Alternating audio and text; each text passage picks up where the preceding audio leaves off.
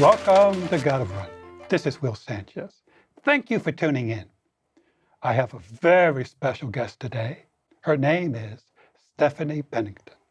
She is a 3-time finisher of the New York City Marathon, a 1-time finisher of Chicago, but her claim to fame is Project Finish. We're going to learn all about this very important project. I'm honored to have Stephanie as my guest. Thank you. I'm honored to be here. Thank you so much for having me.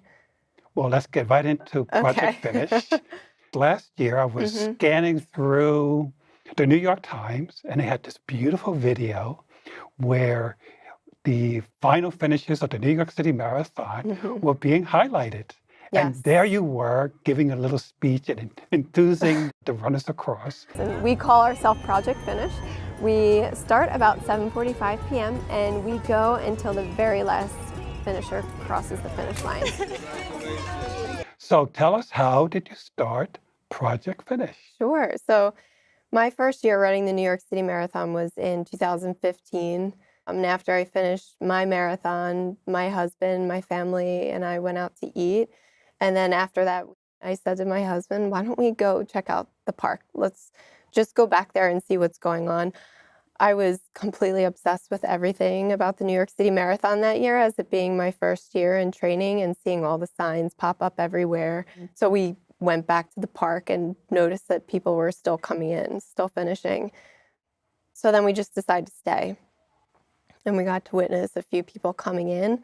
And then there was this one woman who, an article came out about her after the marathon. Her name was Saskia. Actually, I still remember her name. She had recently had some type of operation, and she was coming in, I think, around 11 hours after she had started. And there were a small handful of people there. You mean spectators? Yes, yeah, and mostly volunteers, actually, with Peter Cha-Cha. But it wasn't a big crowd like you see for the pros or just for the people that are coming in before her. So we stayed until almost when she was finished, and we actually caught her as she was coming up towards the finish. We were heading out of the park. Did she have her name on her bib? She didn't, no. But she had actually met 2 women in Harlem who helped escort her down to the park. So that was amazing. 2 random women just to see her walking towards the finish line, and they just jumped in with her. Yeah, well, they were spectators, but I think just people that saw her and showed her the way. So then the next year... That was 2017. That was 2016.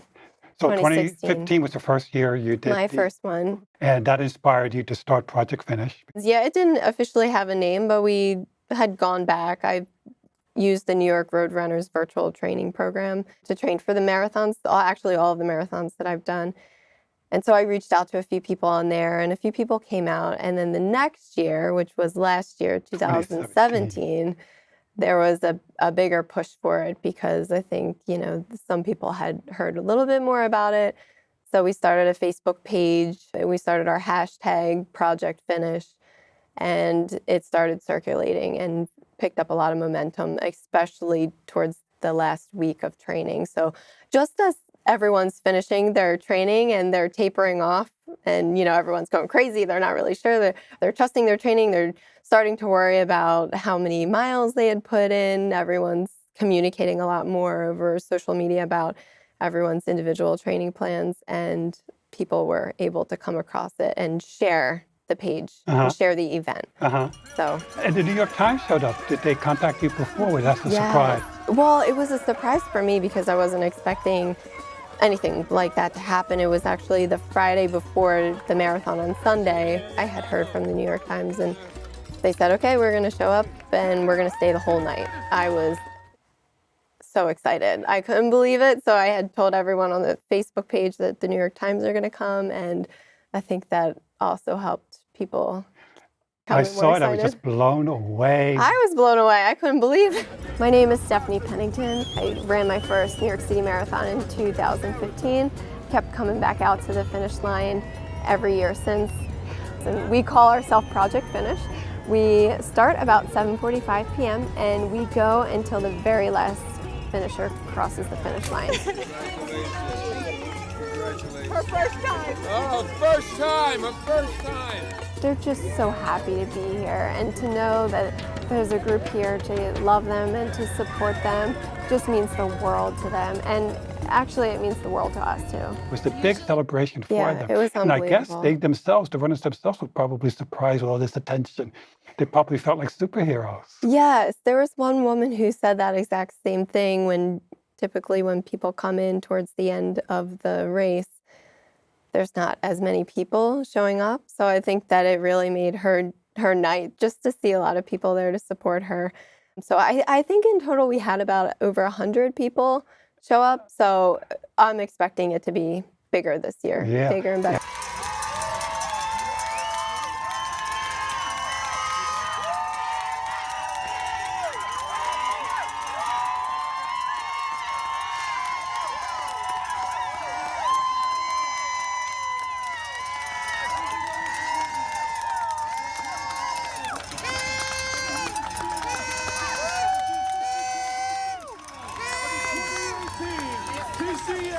New York City Marathon. Oh my gosh. And of course, Peter Chacha was there. Yep. You caught him on film. And he's hugging everybody in Yes. sight. Yes, he's always there. He's always there to cheer on the final finishers. And it's just been amazing to see his journey as I've been involved with New York Road Runners and see him do that at every single race, not just the marathon. But also, it turned out that was the year, the prior year, Peter Yes. told the winners, the elites, that he had to leave a party Yep. to welcome the final finishers. And they thought it was so cool that last year, a bunch of them joined him. Yes. I saw Meb. Yes. So that was a complete coincidence. I didn't realize that he had invited them the year prior. And then they showed up coincidentally the same year that the New York Times came. So it was just this perfect marriage They of just crashed. everyone. They didn't crash your video. No, they enhanced it. It really made for a wonderful night. And And of course, Peter calls his program the final finish or the final finishers, which makes it sound like a superhero thing, rather than the last. Yeah. It's the final finisher. yeah. And the actual final finisher that year was David Fraser. People come back to the finish line because they know that there's going to be these inspiring stories at the end, and they just want to celebrate with those runners. It inspires people to think, if this person can do it, I can do it.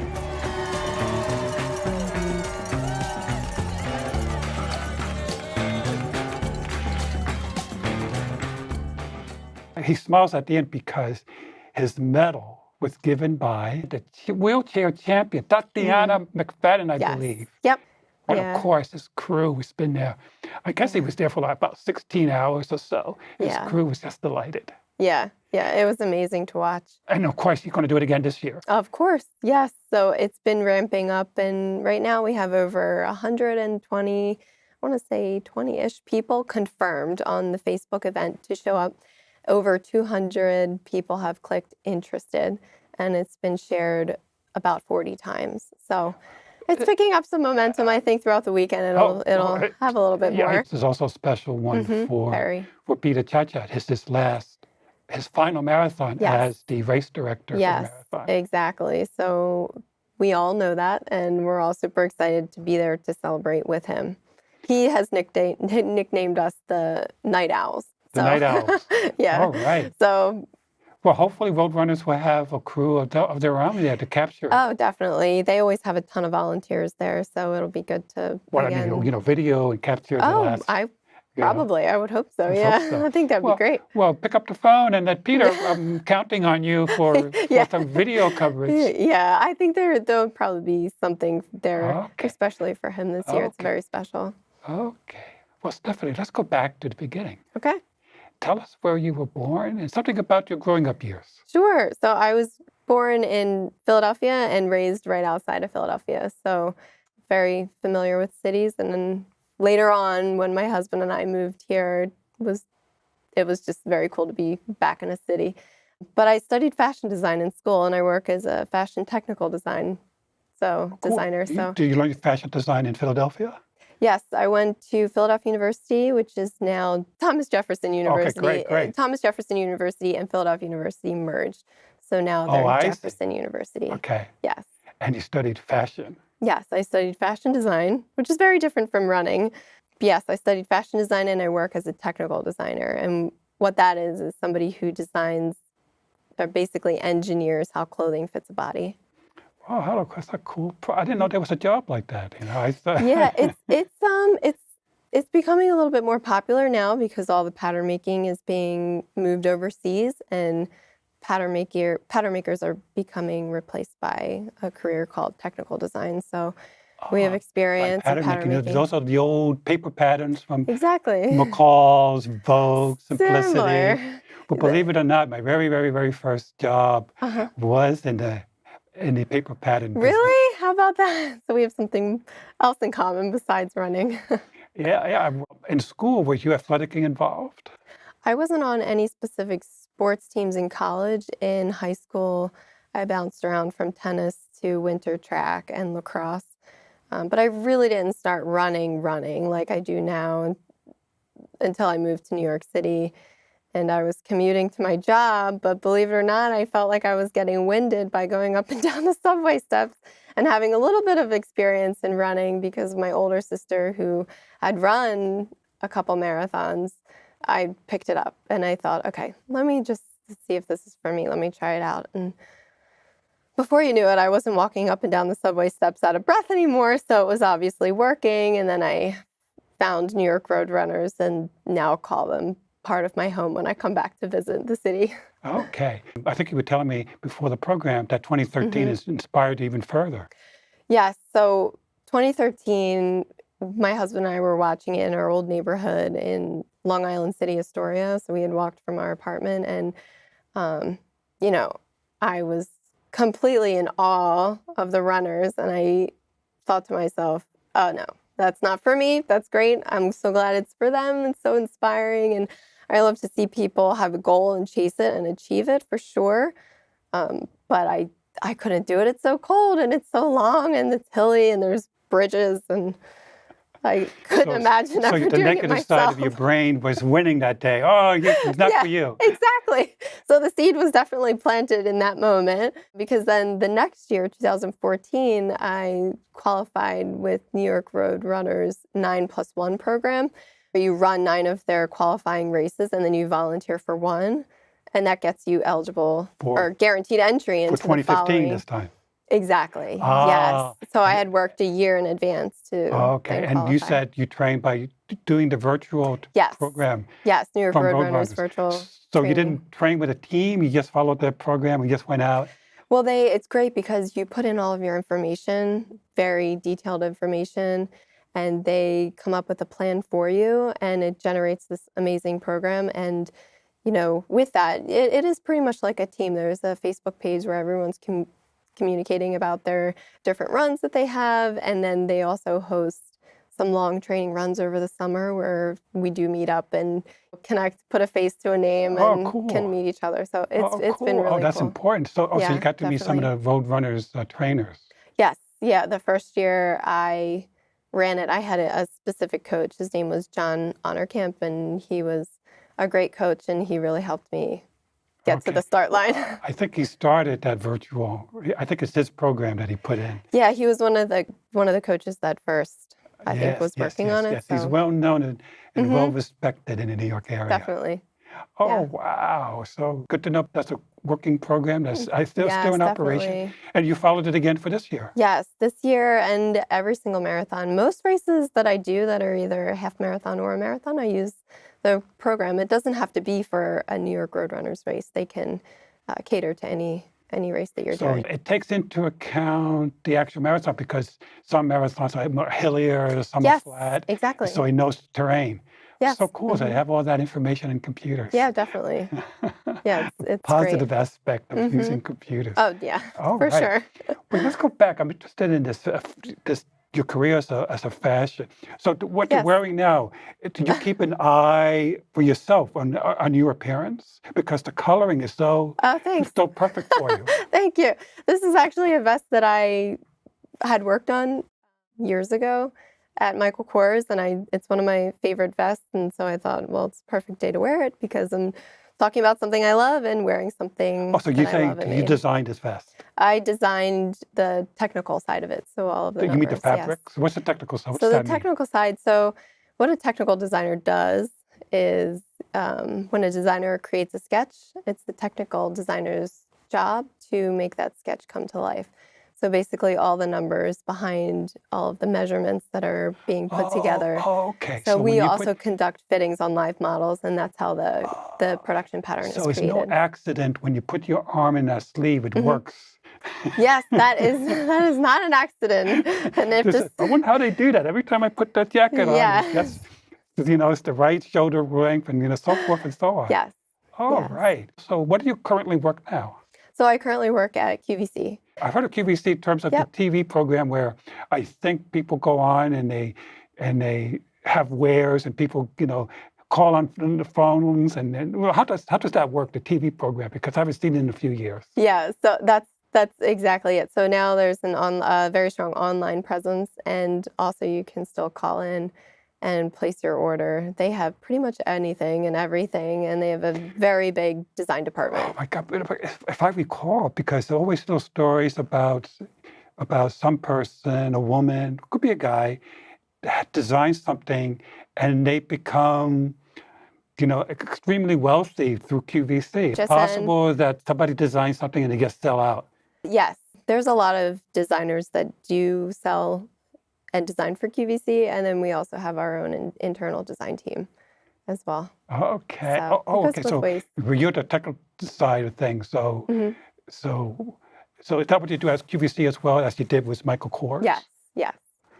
Let's go back to the marathons. Okay. I think I introduced you as a 3-time finisher. Yes. So obviously you did 2015. Are there any stories about adventures, surprises, either in training or doing the marathon that you'd like to share? Sure, definitely. So my longest training run for the first year, 2015, was 22 miles. And so going into the race, I thought, okay, I know I'm going to make it to 22 miles because I can do that. I've done it before. But after 22 miles is unknown territory, and I'm probably going to die. That was I was convinced that after that, I didn't know what was going to happen, and who really knows, right? So that definitely wasn't the case, and I caught myself at it must have been mile 23 and a half, thinking, oh, I forgot to worry about that. I forgot to worry, and I'm okay, I'm going to do okay. So yeah, I was surprising myself the entire training and the entire race, actually, because up until I stepped on the starting line, all I would tell people is, I'm training, I'll see how far it goes. I see. You weren't committing to anybody that you're going to finish your first marathon. Until I got to the start line, yeah, exactly. I was having so much fun. I didn't think about worrying. And then when I hit mile 23, I realized, I forgot to worry about that. But this is so much fun. I'm having a great time. And then, was your family there giving you support? Yes, yeah, definitely. And it feels really good to see, family on the sideline, especially your friends who come out and just people cheering you on, and some people you don't even know, and that's okay, but they can look you right in the eye and they're cheering exactly for you, and it can make all the difference. What, did you have your name on your shirt? I didn't. I actually have never done that, but a lot of people love to do that. I guess Stephanie's too long to put there. It is a long name, but I suppose I could put Steph or something. People say, go Steph. I haven't yet to do that, but I do like when I see other runners wearing it because, it's just fun to cheer for them as well. Oh, that's so cool. Now, when you do the training virtually, what do they do about nutrition? Because that's one important part. Is that a part of the scheduling? How to nutrition? Yeah, so it's actually built in with a lot of tips and tricks on what to eat. And the first year that I used it, they were asking us to note down everything that you were eating, just to keep track of, what you were eating, how much water you were drinking, how much protein you were taking in. So they do ask about that.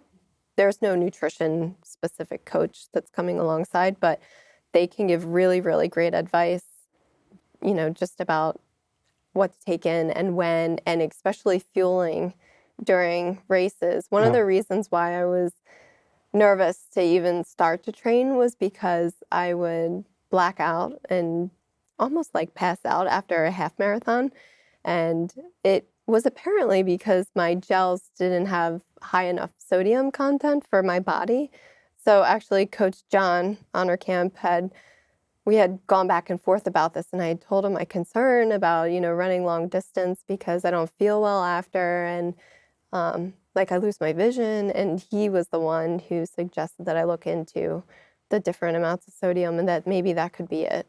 So, and that was definitely the case. So then once I switched up my energy gels, the problem was fixed. So it was just amazing. So what is your current gel of choice now? Well, believe it or not, my gel was just discontinued. So it was Power Bar Power Gel, and specifically the vanilla and the strawberry banana, very specific. And they just discontinued. So I have 2 left of the strawberry banana, but they're expired, but I will be running with them because I couldn't find them anywhere else. There's none available online, and I do have to switch up and find a new gel provider. Sounds like you should go back to your Facebook page, buddies, and said, okay. You know what? I did that. I reached out to the New York Roadrunners virtual training group on Facebook, and a lot of people had great suggestions. So I'm going to peruse that and be able to switch it up. Some people, they rely commercially, like that's surprisingly that the Power Bar, is that part of Power Bar? Power Gel, Power Bar, yes. Yeah, it's the same company that I believe you're thinking of. They're out of business, or they just discontinued? They discontinued. I heard they discontinued their gels. I don't know if they're going to come out with something different. They're still doing the Power Bars, for sure. I did see that Power online. Bars have been around forever. Yeah, for sure. Yeah. One of my early coaches, he was a big supporter of Power Bar. And I think he trained the founder of the Power Bar. Oh, how about that? So he always gives it out because I remember when I took my half marathon training that she gave us Power Bars and Power Gels. So I'm familiar with the product. Yes. But the other thing you want to look into, and I'm sure some people suggested is to bake your own. Figure out that way you will never run out. I'm big on coming up with my own recipes, and I have specific dietary restrictions, and I eat very healthy myself. So I love coming up with new recipes and sharing them out.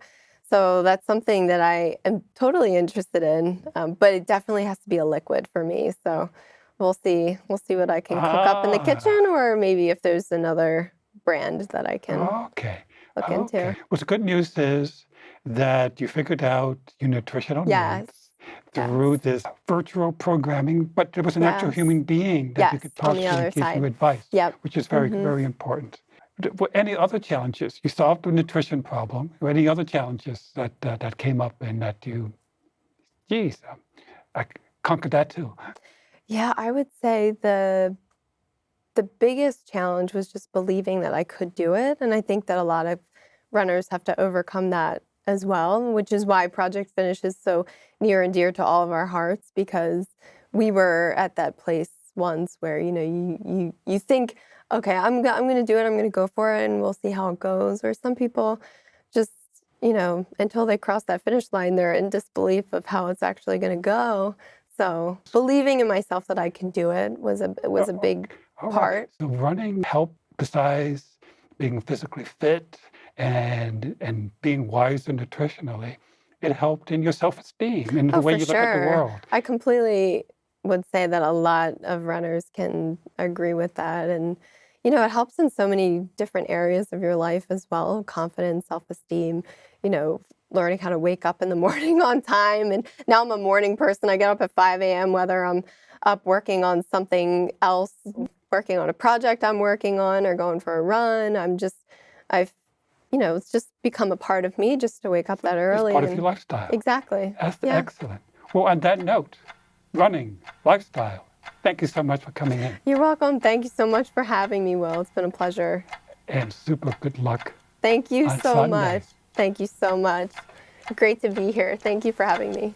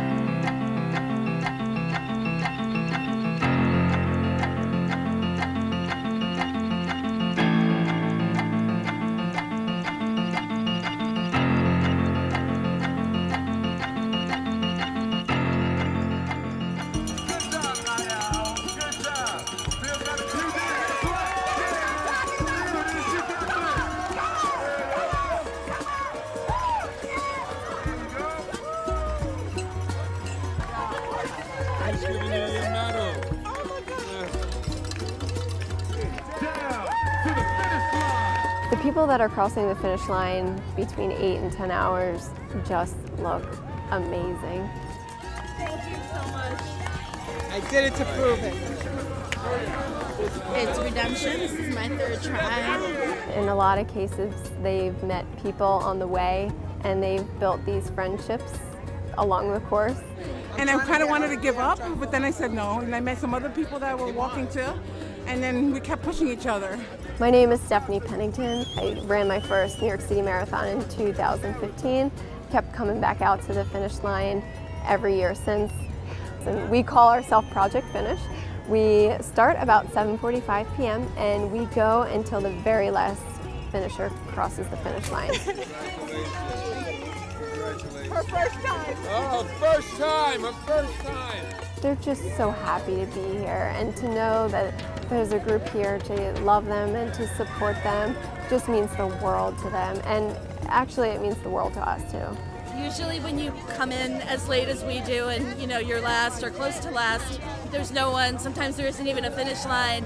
All the noise and the fact that people came out or stayed out for us, for the people who are late, it's amazing.